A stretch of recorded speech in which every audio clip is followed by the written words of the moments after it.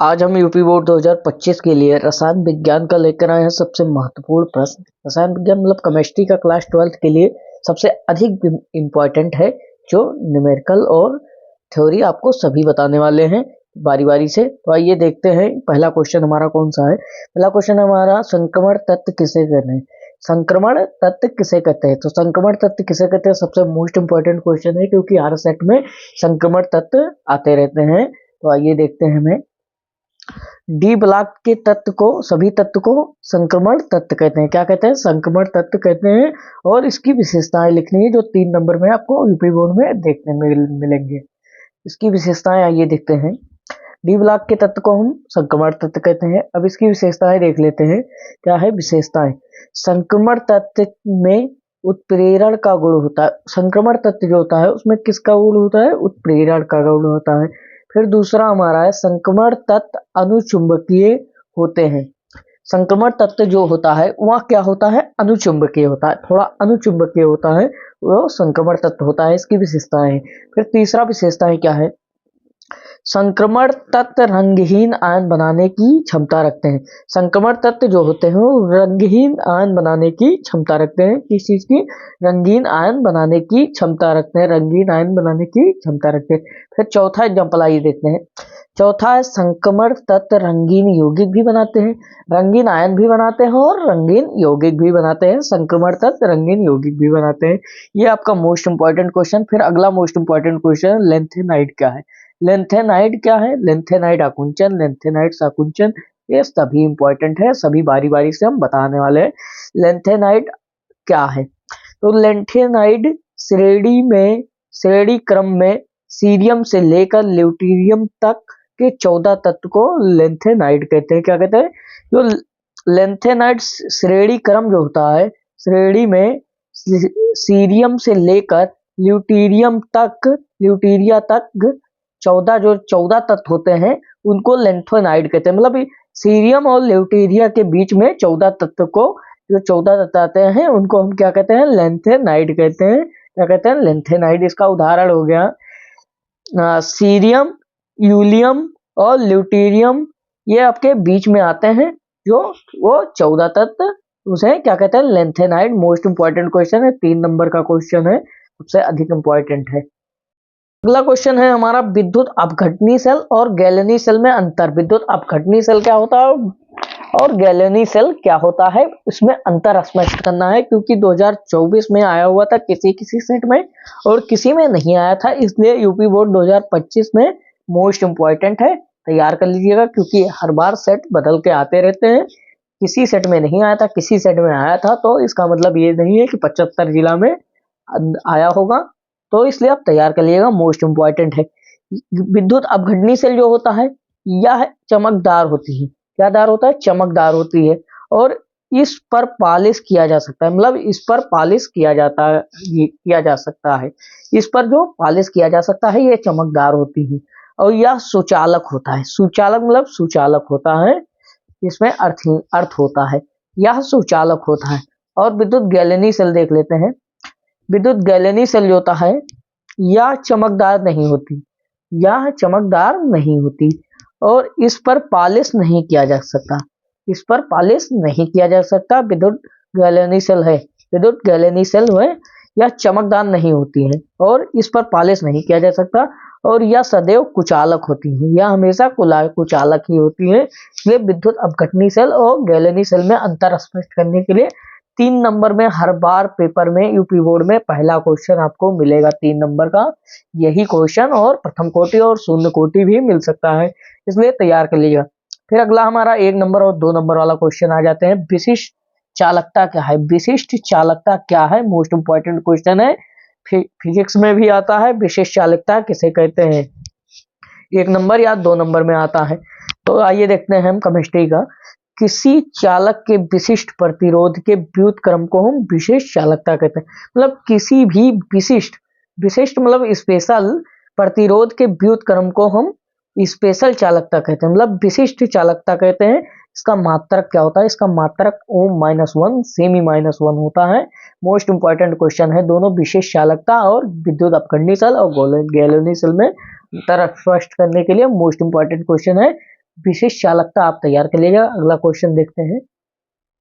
कहते हैं हम अपना 3 नंबर क्वेश्चन का सबसे महत्वपूर्ण क्वेश्चन है 3 नंबर वाला क्वेश्चन। अभिक्रिया की कोटि तथा आणविकता में अंतर स्पष्ट करना है। क्या करना है? अंतर स्पष्ट करना है। अंतर बताना है आपको कि किस प्रकार अभिक्रिया की कोटि होती है और आणविकता होता है। आणविकता को और कोटि में अंतर आइए देखते हैं। तो यह आपको देखना है पहले अभिक्रिया की कोटि। अभिक्रिया की कोटि पहला है हमारा, यह भिन्नात्मक हो सकती है, मतलब ये भिन्न भिन्न हो सकती है। भिन्न भिन्न इनका मान भी हो सकता है, भिन्न भिन्न हो सकती हैं। और यह एक प्रायोगिक मान है, मतलब इनका मान जो है वो प्रयोग द्वारा निकाला है, प्रायोगिक मान है, प्रयोग द्वारा निकाला जाता है। इसी प्रकार ये है, या प्रयोग द्वारा निकाला जाता है, मतलब प्रायोगिक मान है। इसको आप अंतर स्पष्ट करना है। फिर देख लीजिए आणविकता क्या होता है। आणविकता मोस्ट इंपॉर्टेंट क्वेश्चन है। आणविकता और कोटि में अंतर। फिर आणविकता हम देख लेते हैं। आणविकता में है पहला है हमारा, या पूर्ण संख्या होती है। या क्या होता है? पूर्ण संख्या होती है, मतलब आधा नहीं होता है, हमेशा पूर्ण संख्या होती है, पूर्ण संख्या होती है। या एक सैद्धांतिक मान है। या एक सैद्धांतिक मान है, वो प्रायोगिक मान था। या सैद्धांतिक मान है, मतलब सैद्धांतिक। और इसकी व्याख्या क्रिया विधि द्वारा करते हैं। इसकी व्याख्या किस प्रकार करते हैं? क्रिया विधि द्वारा करते हैं। और यह एक सैद्धांतिक मान है। फिर अगला क्वेश्चन देखते हैं। ये मोस्ट इंपॉर्टेंट क्वेश्चन है। ये 4-5 क्वेश्चन 10 क्वेश्चन जो है सब इंपॉर्टेंट क्वेश्चन है, आप तैयार कर लीजिएगा यूपी बोर्ड 2025 के लिए। फिर अगला क्वेश्चन है हमारा, सबसे अधिक इंपॉर्टेंट क्वेश्चन है, रेडॉक्स विभव किसे कहते हैं? रेडॉक्स विभव आपका यूपी बोर्ड हर सेट में आता है। 3 नंबर का क्वेश्चन है रेडॉक्स विभव। सब 3 नंबर और 2 नंबर वाले क्वेश्चन अभी बता रहे, 5 नंबर वाले हम लास्ट में बताएंगे यूपी बोर्ड के पेपर समय। फिर देख लीजिए, जब किसी सेल में रेडॉक्स अभिक्रिया होती है, जब किसी सेल में रेडॉक्स अभिक्रिया होती है तो जब किसी सेल में रेडॉक्स अभिक्रिया होती है तो धातु और जो विलयन होता है उसके बीच एक विभवांतर उत्पन्न हो जाता है, उसे रेडॉक्स विभव कहते हैं। मतलब धातु और विलयन के बीच एक विभवांतर उत्पन्न हो जाता है, विभवांतर उत्पन्न हो जाता है और उसे ही रेडॉक्स विभव कहते हैं। क्या कहते हैं? रेडॉक्स विभव कहते हैं। ये सब आपका मोस्ट इंपॉर्टेंट क्वेश्चन है, रेडॉक्स विभव तैयार कर लीजिए। फिर हमारा अगला क्वेश्चन देखते हुए हम यूपी बोर्ड के अगले वीडियो में बताने वाले हैं। इसका लिंक हम डिस्क्रिप्शन में दे दिए हैं कि यूपी बोर्ड 2025 में सबसे अधिक इंपॉर्टेंट क्वेश्चन हम आपको वीडियो में अपलोड करते रहेंगे। आप तैयार कर लीजिएगा केमिस्ट्री का मोस्ट इंपॉर्टेंट क्वेश्चन। क्वेश्चन है हमारा शून्य कोटि अभिक्रिया। 3 नंबर क्वेश्चन हमारा शून्य कोटि अभिक्रिया है। शून्य कोटि अभिक्रिया क्या होता है? 3 नंबर में आता है, उदाहरण सहित आपको देना है, उदाहरण सहित आपको देना है 3 नंबर में।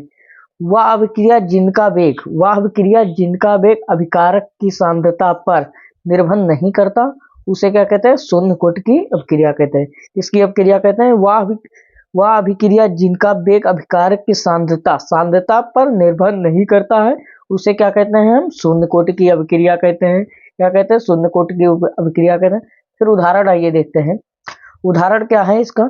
सूर्य के प्रकाश की उपस्थिति में H2 तथा Cl2 का रिएक्शन।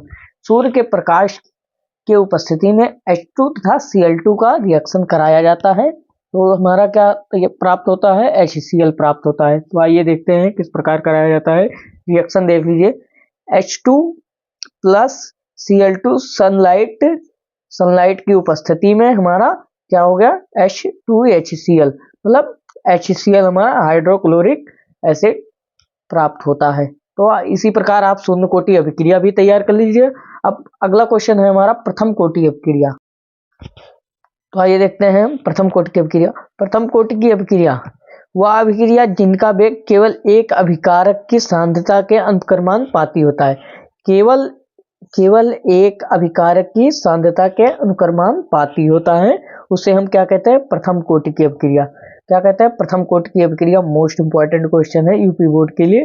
फिर हमारा उदाहरण देख लीजिए। उदाहरण क्या है?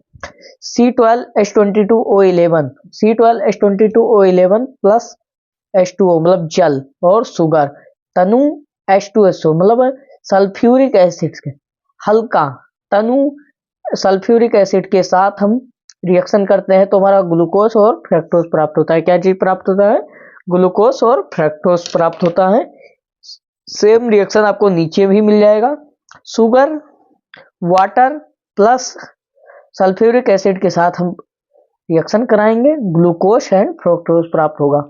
इसी प्रकार आप प्रथम कोटि की अभिक्रिया तैयार कर लीजिएगा, क्योंकि यूपी बोर्ड 2025 के लिए अधिक इंपॉर्टेंट है, क्योंकि 2022, 23, 24 लगातार प्रथम कोटि और शून्य कोटि दोनों आए हैं, इसलिए आप तैयार कर लिए। अंतर स्पष्ट करने के लिए 3 नंबर में भी आ जाते हैं।